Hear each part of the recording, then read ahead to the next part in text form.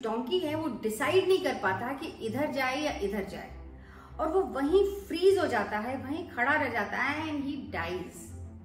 Now your prospect is not a donkey, but when there is a 50-50 decision, they get frozen. They are not able to make the decision.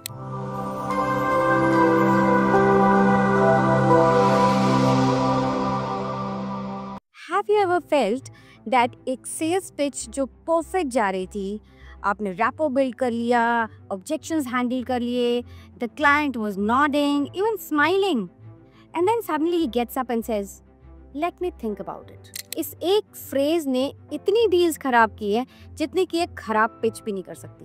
And then most of the time the sales people they panic. Oh no, it's okay, no worries, let me know.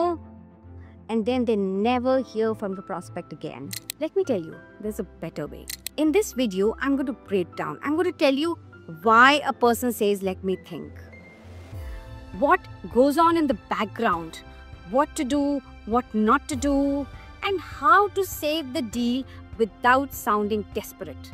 And by the way, if we are meeting for the first time, I'm Nirmit Sinha Goyal, your sales strategy coach. So अगर आप अपना business grow करना चाहते हैं using psychology based selling techniques without sounding salesy, so subscribe जरूर करिएगा इस channel को and tap the bell icon, because I am going to upload on a regular basis practical and result oriented videos which are going to take your sales to the next level. तो आइए आपको बताते हैं कि let me think का असली मतलब क्या है. बात सोचने की है ही नहीं, ना ज़्यादा टाइम मांगने की. बेसिकली ये एक सिग्नल है ऑब्जेक्शन का, और ऑब्जेक्शंस सिर्फ 5 तरह के होते हैं. लैक ऑफ क्लैरिटी, क्लाइंट को ये नहीं समझ आ रहा कि आपका सोल्यूशन उनके लिए किस तरह काम करेगा. Lack of certainty, he is not sure that you are the right person for his problem. Lack of urgency, client को पेन ही फील नहीं हो रहा, उसे लगता है अभी जरूरत नहीं. Monetary and budget constraint, he is trying to figure out if this is worth the investment. And time constraint, वो ऑलरेडी ओवरलोडेड फील कर रहा है और वो और कमिटमेंट नहीं करना चाहता. So basically let me think is a polite excuse. Client decide कर चुका है, वो ना बोलना चाहता है, बस बोल नहीं रहा है. How to address these 5 objections? First of all, listen to them. ये उनकी genuine problems हैं. Acknowledge that. They should be seeing you standing with them, ना कि opposite them. Now let's go one by one. Lack of clarity. आपको उनका focus features से हटा के outcomes पे लाना है. So you can say, forget the details. मुझे ये बताइए कि आपको सबसे बड़ा result क्या चाहिए. इससे क्या होगा कि एक डायरेक्ट कनेक्शन बिल्ड होगा आपके सोल्यूशन और उनके प्रॉब्लम्स के बीच. Lack of certainty, trust build करना बहुत ज़रूरी है. सो यू कैन से कि ओके, मेरे फला क्लाइंट और some other client was also unsure, पर 30 डेज के बाद उनको ये रिजल्ट मिला. And you can actually include the client transformation, testimonial और case study.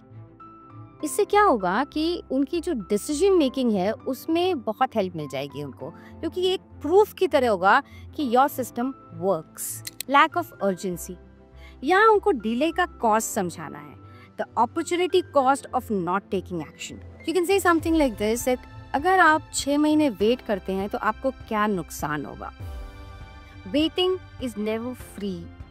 It cost growth, it cost peace of mind. Money objection, यहाँ आपको ROI दिखानी है. You have to show it as an investment and not as an expense. You can say something like this कि अगर 6 months में आपको इसके 5x return मिल जाते हैं तब भी क्या आप सोचेंगे. You have to show them the return on their investment. So here's the 3 big mistake that most sales people make. 1, they agree too early. Oh yes, of course, take your time, let me know, bye. Second, they do a very weak follow-up. And so, how are you? क्या decision लिया? And then they'll be ghosted. And third, इसको एक objection की तरह treat करने का. Now in India, let me think या I get back to you, ये एक पोलाइट एक्सक्यूज होता है कई बार डिसीजन ना लेने का. Now this reminds me of Buridan's as paradox. Here a donkey is standing and there are two piles of hay on both sides. Same smell, same quantity, everything is same. As जो है वो जो donkey है वो decide नहीं कर पाता कि इधर जाए या इधर जाए, और वो वहीं freeze हो जाता है, वहीं खड़ा रह जाता है and he dies. Now your prospect is not a donkey, but उसको भी यही होता है. When there is a 50-50 decision, they get frozen. They are not able to make the decision and so they just delay it. And आपको exactly वहीं पे help करना है अपने client को. You have to help him make the decision.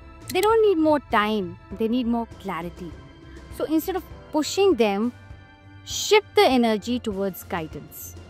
I call this concept sales yoga. जैसे कि योगा में बैलेंस और फ्लो का अमेलगमेशन होता है, उसी तरह सेल्स भी होता है. ज़्यादा पुश करेंगे तो टूट जाएगी, लेकिन अगर हम उसी फोर्स को रीडायरेक्ट करेंगे सही जगह पे तो एक ट्रस्ट बिल्ड होगा.